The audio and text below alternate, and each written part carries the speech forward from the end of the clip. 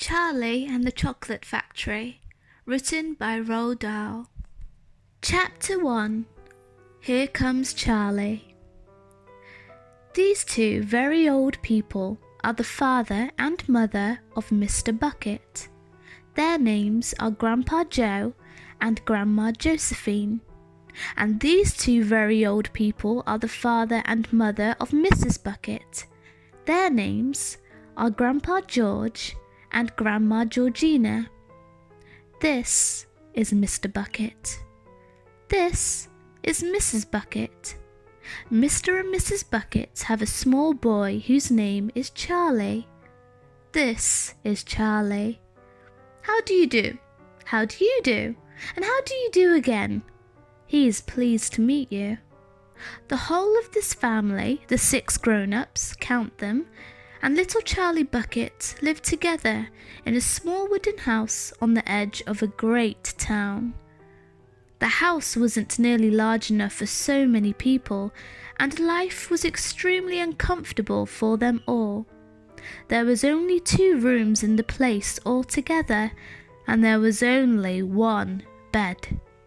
The bed was given to the 4 old grandparents because they were so old and tired.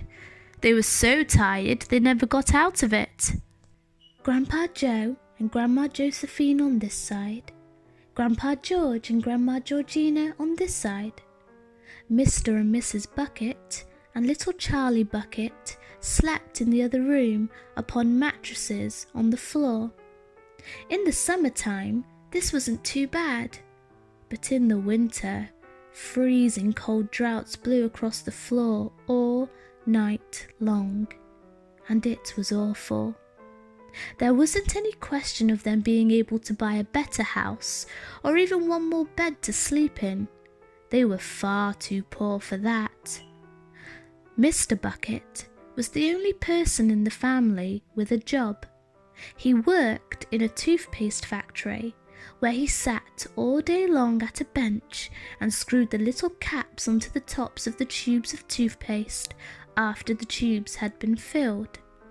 But a toothpaste cap screwer is never paid very much money, and poor Mr. Bucket, however hard he worked and however fast he screwed on the caps, was never able to make enough to buy 1/2 of the things that so large a family needed. There wasn't even enough money to buy proper food for them all. The only meals they could afford were bread and margarine for breakfast, boiled potatoes and cabbage for lunch, and cabbage soup for supper. Sundays were a bit better. They all looked forward to Sundays because then, although they had exactly the same, everyone was allowed a second helping.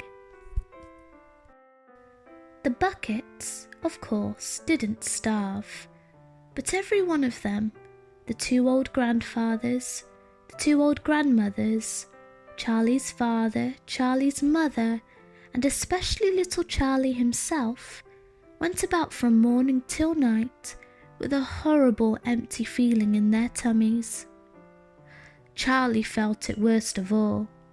And although his father and mother often went without their own share of lunch and supper so they could give it to him, it still wasn't nearly enough for a growing boy. He desperately wanted something more filling and satisfying than cabbage and cabbage soup. The one thing he longed for more than anything else was chocolate. Walking to school in the mornings, Charlie could see great slabs of chocolate piled up high in the shop windows, and he would stop and stare and press his nose against the glass, his mouth watering like mad.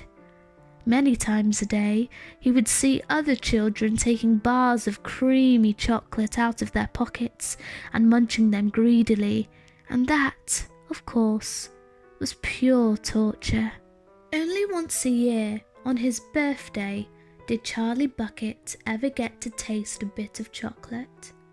The whole family saved up their money for that special occasion, and when the great day arrived, Charlie was always presented with 1 small chocolate bar to eat all by himself, and each time he received it, on those marvellous birthday mornings, he would place it carefully in a small wooden box that he owned and treasure it as though it were a bar of solid gold.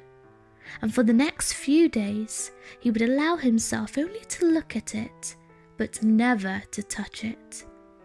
Then at last, when he could stand it no longer, he would peel back a tiny bit of the paper wrapping at one corner to expose a tiny bit of chocolate. Then he would take a tiny nibble, just enough to allow the lovely sweet taste to spread out slowly over his tongue. The next day, he would take another tiny nibble, and so on, and so on. And in this way, Charlie would make his 6-penny bar of birthday chocolate last him for more than a month. But I haven't yet told you about the one awful thing that tortured little Charlie, the lover of chocolate, more than anything else. This thing, for him, was far, far worse than seeing slabs of chocolate in the shop windows, or watching other children munching bars of creamy chocolates right in front of him. It was the most terrible, torturing thing you could imagine, and it was this. In the town itself, actually within sight of the house in which Charlie lived, there was an enormous chocolate factory. Just imagine that. And it wasn't simply an ordinary enormous chocolate factory either. It was the largest and most famous in the whole world. It was Wonka's factory, owned by a man called Mr. Willy Wonka, the greatest inventor and maker of chocolates that there has ever been. And what a tremendous, marvellous place it was. It had huge iron gates leading into it, and a high wall surrounding it, and smoke belching from its chimneys, and strange whizzing sounds coming from deep inside it. And outside the walls, for half a mile around in every direction, the air was scented with the heavy, rich smell of the melting chocolate. Twice a day, on his way to and from school, little Charlie Bucket had to walk right past the gates of the factory, and every time he went by, he would begin to walk very, very slowly.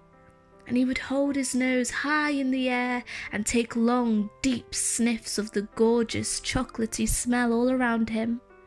Oh, how he loved that smell! And oh, how he wished he could go inside in the factory and see what it was like. Chapter 2: Mr. Willy Wonka's Factory.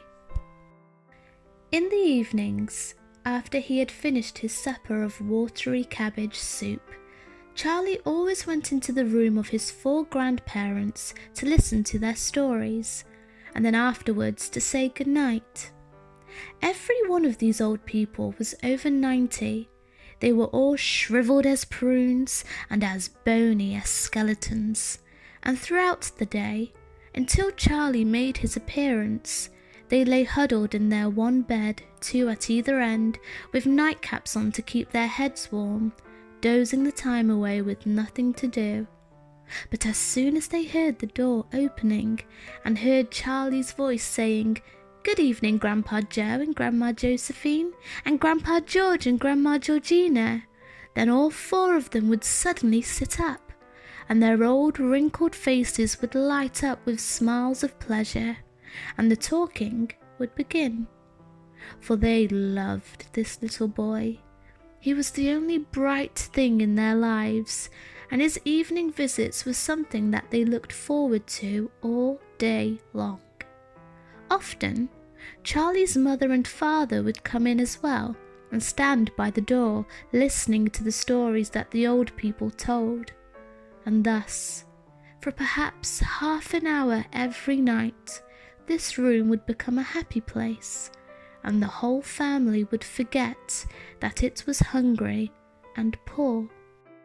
One evening, when Charlie went in to see his grandparents, he said to them, "Is it really true that Wonka's chocolate factory is the biggest in the world?" "True?" cried all four of them at once. "Of course it's true. Good heavens, didn't you know that? It's about 50 times as big as any other. And is Mr. Willy Wonka really the cleverest chocolate maker in the world?" "My dear boy," said Grandpa Joe, raising himself up a little higher on his pillows, "Mr. Willy Wonka is the most amazing, the most fantastic, the most extraordinary chocolate maker the world has ever seen. I thought everybody knew that." "I knew he was famous, Grandpa Joe, and I knew he was very clever." "Clever?" cried the old man. "He's more than that. He's a magician with chocolate. He can make anything he wants. Isn't that a fact, my dears?" The other three old people nodded their heads slowly up and down and said, "Absolutely true, just as true as can be." And Grandpa Joe said, "You mean to say I've never told you about Mr. Willy Wonka and his factory?" "Never," answered Charlie. "Good heavens above! I don't know what's the matter with me. Will you tell me now, Grandpa Joe? Please?" "Oh, I certainly will. Sit down beside me on the bed, my dear, and listen carefully." Grandpa Joe was the oldest of the four grandparents. He was 96 and a half, and that is just about as old as anybody can be. Like all extremely old people, he was delicate and weak, and throughout the day he spoke very little. But in the evenings, when Charlie, his beloved grandson, was in the room, he seemed in some marvellous way to grow quite young again, and his tiredness fell away from him, and he became as eager and excited as a young boy. "Oh, what a man he is, this Mr. Willy Wonka," cried Grandpa Joe. "Did you know, for example, that he has himself invented more than 200 new kinds of chocolate bars, each with a different centre, each far sweeter and creamier and more delicious than anything the other chocolate factories can make?" "Perfectly true," cried Grandma Josephine. "And he sends them to all the four corners of the earth. Isn't that so, Grandpa Joe?" "It is, my dear, it is. And to all the kings and presidents of the world as well. But it isn't only chocolate bars that he makes. Oh dear me, no. He has some really fantastic inventions up his sleeve, Mr. Willy Wonka has. Did you know that he's invented a way of making chocolate ice cream so that it stays cold for hours and hours without being in the refrigerator? You can even leave it lying in the sun all morning on a hot day and it won't go runny." "But that's impossible," said little Charlie, staring at his grandfather. "Of course it's impossible," cried Grandpa Joe.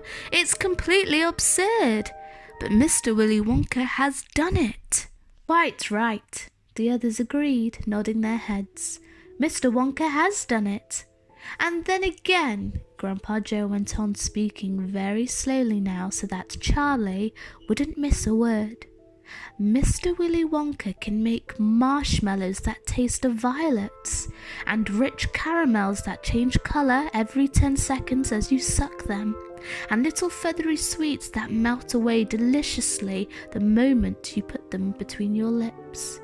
He can make chewing gum that never loses its taste, and sugar balloons that you can blow up to enormous sizes before you pop them with a pin and gobble them up.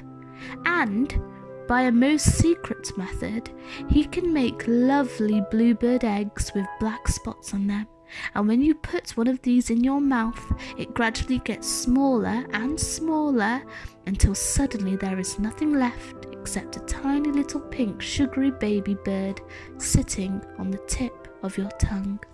Grandpa Joe paused and ran the point of his tongue slowly over his lips. "It makes my mouth water just thinking about it," he said. "Mine too," said little Charlie.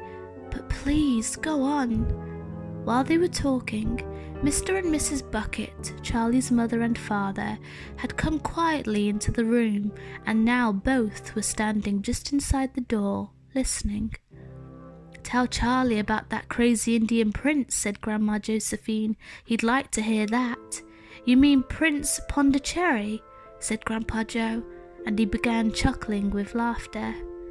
"Completely dotty," said Grandpa George, "but very rich," said Grandma Georgina. "What did he do?" asked Charlie eagerly. "Listen," said Grandpa Joe, "and I'll tell you." Chapter 3: Mr. Wonka and the Indian Prince. "Prince Pondicherry wrote a letter to Mr. Willy Wonka," said Grandpa Joe, "and asked him to come all the way out to India and build him a colossal palace entirely out of chocolate." "Did Mr. Wonka do it, Grandpa?" "He did indeed. And what a palace it was! It had 100 rooms, and everything was made of either dark or light chocolate. The bricks were chocolate, and the cement holding them together was chocolate, and the windows were chocolate, and all the walls and ceilings were made out of chocolate. So were the carpets, and the pictures, and the furniture, and the beds. And when you turned on the taps in the bathroom, hot chocolate came pouring out. When it all finished, Mr. Wonka said to Prince Pondicherry, "I warn you though, it won't last very long, so you'd better start eating it right away." "Nonsense!" shouted the prince. "I'm not going to eat my palace. I'm not even going to nibble the staircase or lick the walls. I'm going to live in it." But Mr. Wonka was right, of course, because soon after this, there came a very hot day with a boiling sun, and the whole palace began to melt. And then it sank slowly to the ground, and the crazy prince, who was dozing in the living room at the time, woke up to find himself swimming around in a huge brown sticky lake of chocolate. Little Charlie sat very still on the edge of the bed, staring at his grandfather. Charlie's face was bright, and his eyes were stretched so wide you could see the whites all around. "Is all this really true?" he asked, "or are you pulling my leg?" "It's true!" cried all four of the old people at once. "Of course it's true! Ask anyone you like." "And I'll tell you something else that's true," said Grandpa Joe, and now he leaned closer to Charlie and lowered his voice to a soft, secret whisper.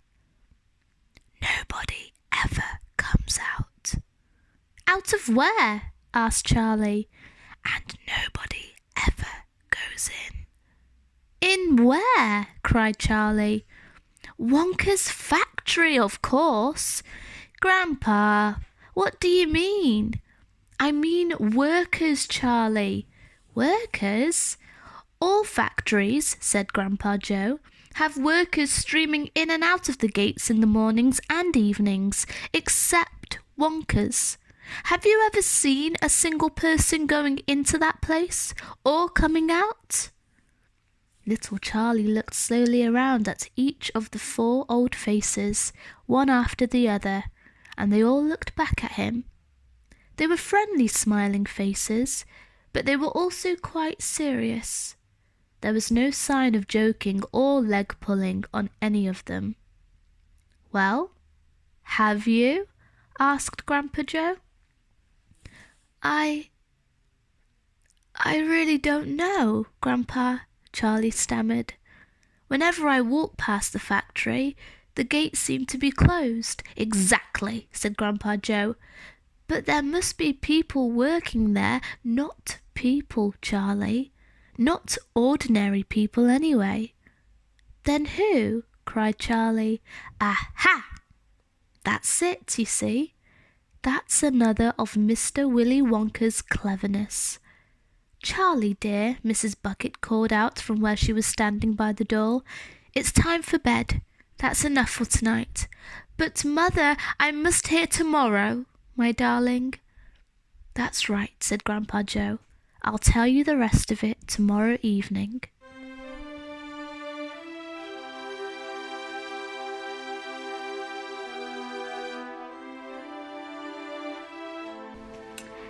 Anyway guys, thank you so much for taking the time out to watch that video.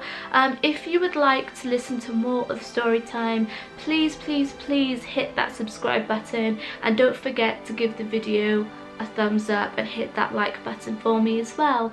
I hope to see you all soon, and I hope you are all staying safe and healthy, and I hope you are all staying indoors. Take care guys, and I will see you very soon. Mwah.